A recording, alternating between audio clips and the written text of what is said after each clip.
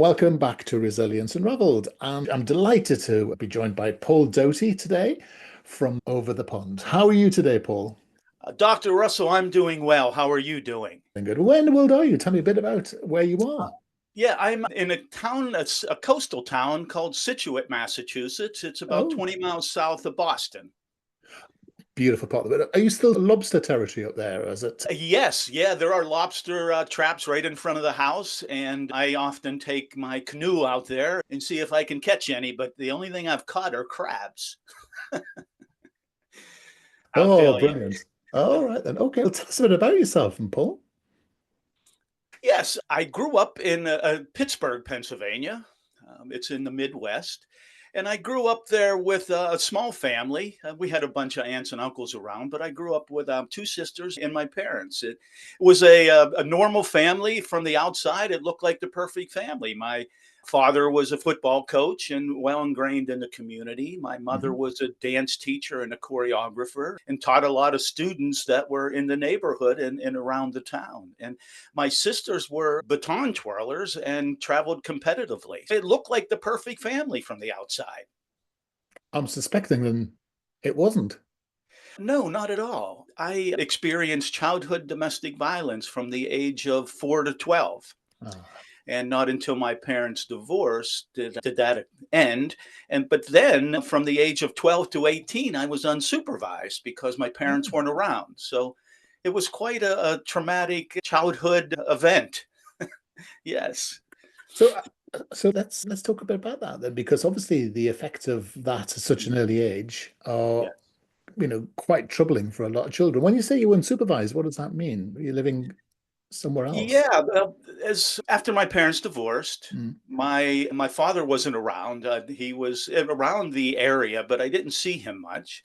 And my mother wasn't. She, again, as mentioned, she was in kind of theater and choreographer, and so that took her out of the house a lot. She Ah, had a lot of rehearsals, which meant late nights at the studio, and then they would go out and drink and have fun after either the rehearsal or the shows. And my father didn't like that. He sat at home and drank himself until my mother came home, and then the shit hit the fan, if you will. And we knew it was going to happen. But how it affected me is there was one incident when I was about 4 or 5 years old that impacted me until my whole life. What it was, I saw my father pick up a half-gallon glass milk jug. I was 5 years old. I peeked around mm, the corner because I heard an argument. He picked it up and smacked my mother over the head with it. My mother fell to the ground. My wow. uncle was in the room. He said, "Doty!" And as my mother laid there motionless at 5 years old, I thought she was dead. Yes, you would. I really blacked out from Yeah. there. Flight, freeze, or freeze. I froze for 30 years. And what that did was, after my father left at the age of 12, my mother was doing shows and she was quite honestly living with a priest. Um, Right. she was doing shows with a singing and dancing priest. She was a judge in a Miss America pageant. Oh, wow. And apparently, this priest was a judge as well. And they met during this Miss America pageant. And then she started teaching him, and then she never came home. She stayed with him and moved from rectory to rectory. And we didn't see her. We would call, and he wouldn't let us talk to her. Wow. So she went from a physically abusive situation to an emotionally Yeah. abusive situation. And I found out that it's generational. Yeah. My grandfather was abusive to his wife and a whole family, the kids and Yeah. all.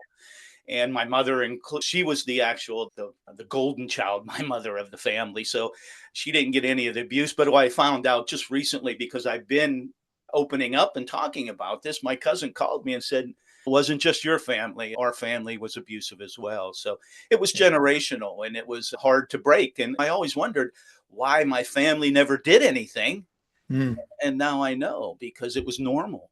It was. And I think people don't understand it well, they don't understand it. They don't just understand it. It's a lot to do with the era as well. Often certain eras have a different approach to child rearing and child bringing up. And some people think there is no problem with hitting a child.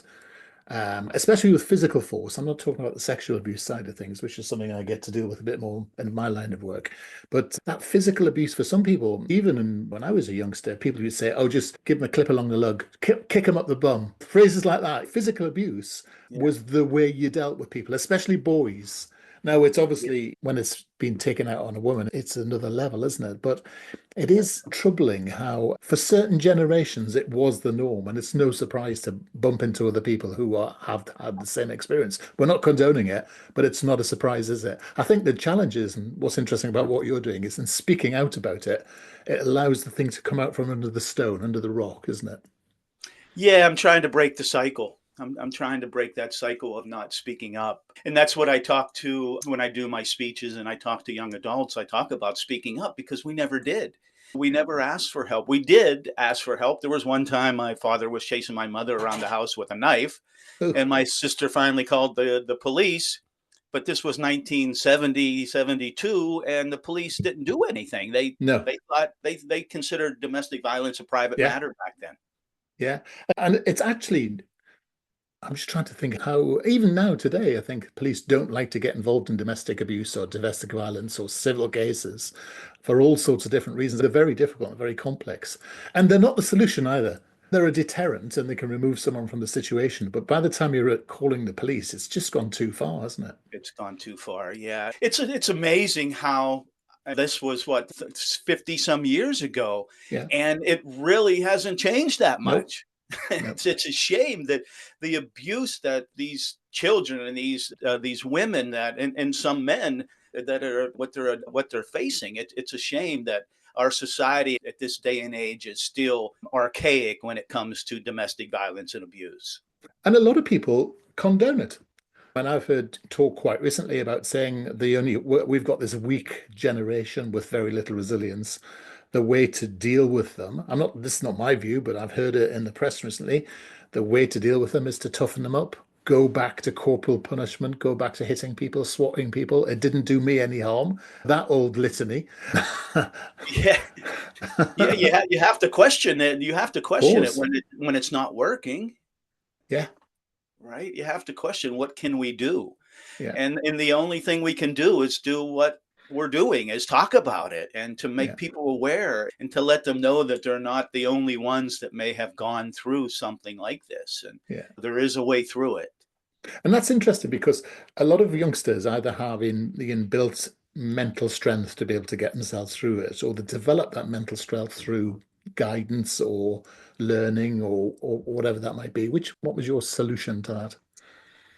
Yeah, it's a great question. What was my strength that kept me going? Because and what it was, I kept myself involved. I Mm, didn't self-isolate because most of the time when we're depressed and we're down and we're in that dark space, we tend to self-isolate, which just makes things worse. yeah. And what I did was I kept going. As an example, after my father left, I was playing youth football and in sixth, seventh, and eighth grade, I walked to practice 1 mile each way for three Right. years. Right. and that was where my resilience started because if I wouldn't have gone to practice and made that decision, I know I wouldn't be speaking here today because that involvement helped me develop character and some valuable life skills and self confidence and self esteem that I would not have had if I wouldn't have played sports or been involved in anything. Doesn't need to be sports in Yeah. particular. I think that's interesting. Is that having that sort of structure, that having that sense of a rules-based thing where people come together and collaborate and such, that gives you a sense of purpose sometimes. My background is in the arts, and I think it's similar. It's the arts, the sports, organized activities, or getting in with a good group of people, especially younger boys and their teens. The peer group becomes really important, isn't it? Oh, most definitely. And that's what holds us back in some ways too, is Mm, our peer group, right? Because I remember being so embarrassed that I didn't want to say anything about it. And it's always social judgment, especially now in these days, in this day and age with AI and everything, everything's perfect. Everybody's worried about how they'll be judged and they'll be judged with somebody with or something that they have a problem. And I think it's social justice that holds back a lot of people, a lot of teenagers and even adults yeah. from reaching out and asking for help because they don't want to be labeled as somebody that has a problem. Yeah. And it's often being in the sporting environment or the arts environment, people notice. They notice, they reach out, they look after you, they see there's an issue, they provide guidance, provide coaching, mentorship, all those sorts of things. And often that gets people back on the right path, doesn't it? It allows people to understand that sometimes having a different person to talk to means that the normalization of violence that they've had in their own lives isn't normal everywhere else. And that's really important, isn't it?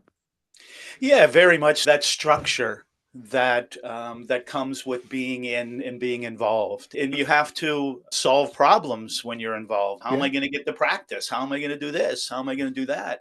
So you learn problem solving skills when you're involved. So yeah, the structure and just the ancillary skills that you learn from just being there and being involved is what saved me. And it's critical to develop these skills for later on in life. Yeah. And did you go into a normal work pattern or did you go to higher education after going through this period? How did that pan out? Yeah, that's a great question because I was going through the motions. I was on autopilot. As I said, Mm, I was on freeze. I was on autopilot until 30 years old, until I took act 35. But yeah, I was functioning in society. yeah. I went to college, although as an example, I liked my physics class in high school. So I'll major in physics. My Wow. sister went to a teaching school for teachers. I went there too. No Mm, thought, no consultation, right? I was just yeah. doing it. And it continued. I played rugby in college and then I played for 12 years after that. And during that time I was in a dark space. I was doing a lot of drinking, a lot of drugs, and I ended up getting married. Again, just that's what's next, right? I mean, that's what I'm supposed to do. So I married a high school friend and had two children with her. Mm, And did I end up walking out? I ended up walking out. And that was the beginning of my change because yeah. I knew at that point that I had to do something because I was in a bad spot and I was lost. And so you were numbing your defense self as part of your defense strategy, because that's what a lot of people do, don't they? But Yeah. and it's interesting though that I talk to a lot of guests on here, and they often talk about a point, a trigger point, something that's in the body, or they hit this thing at the bottom. I hit rock bottom, or they say they wake up one day and say they have this overwhelming sense of like reality. Oh my goodness, where am I? Who am I? What am I doing? And it's interesting how long it takes, but it is also interesting that there's sort of a I don't know what the phrase is, but it's a point, isn't it, where reality intrudes. Isn't that the truth? Yeah, there was a point that I knew that, as I said, I had to do something. And what I did at 35 years old is I said, I walked out on my wife and kids. And the day Yeah. that I told my kids that I was leaving, as I said, I was in IT. I was in IT for 30 years. So I was assigned to a project in Cleveland. Again, I was living in Pittsburgh. And when I went to the project site in Cleveland, it was right next to a church. Yeah. So I went over to mass at lunch hour a few times and I ended up writing a letter to the priest and meeting with the priest. And the letter was I just left my wife and kids. I'm going through this change. I'm in this dark place with drugs and alcohol. And he said, just pray. He said, just pray. What is it that you want from me right now, oh Lord? Okay. So I left with that. And so a couple months later, I'm sitting at a bar, drowning my sorrows. And it's busy. There's patrons everywhere, a couple bartenders serving, and there's a DJ playing music behind me. And I look at this bottle of vodka behind the bar and I say to myself, what is it that you want from me right now, oh Lord? Mm, And soon as I said that, the DJ behind me said, yes, that is God. mm. I didn't turn around to look. I didn't need to. I knew he was talking to me. And then there was a couple other things that just continued to happen because what I did was I broke down those barriers that I was hiding behind. And when I started to go through counseling at 35 and these things started to happen, my mother had given me a book called 101 Ways to Transform Your Life by Dr. Wayne Dyer. Mhm. And it's a compilation of many of his writings. And I started reading this book. So this information going through counseling, getting some, and things started to happen like this story that I was telling. And then another one that happened, I was in this busy coastal area and it was very busy, a lot of people by the beach. And I was looking for a place to pray for some reason this day. Again, I don't always look for a place to pray, but this day something was calling me. So I said, I'll just drive along the coastal road and see if I can find a place to pray. So I'm driving along the road and I come down this hill. There's this big opening that overlooks the ocean. So I pulled my car down and I come walking up. And when I come walking up, there's this circular formation in the ground outlined Right. with rocks. It was a labyrinth. Now, labyrinths have been used for thousands of years as spiritual Mm. tools, as for meditation and reflection. And a labyrinth has one way in and one way out. So I started walking through the labyrinth. And when I got to the center of the labyrinth, there's this little pile of rocks. And sticking out of the rocks is a crucifix of Jesus. Oh, And this overlooks the ocean and a lighthouse. And this right. lighthouse flashes 143. The light flashes 143, the pattern that says, I love you.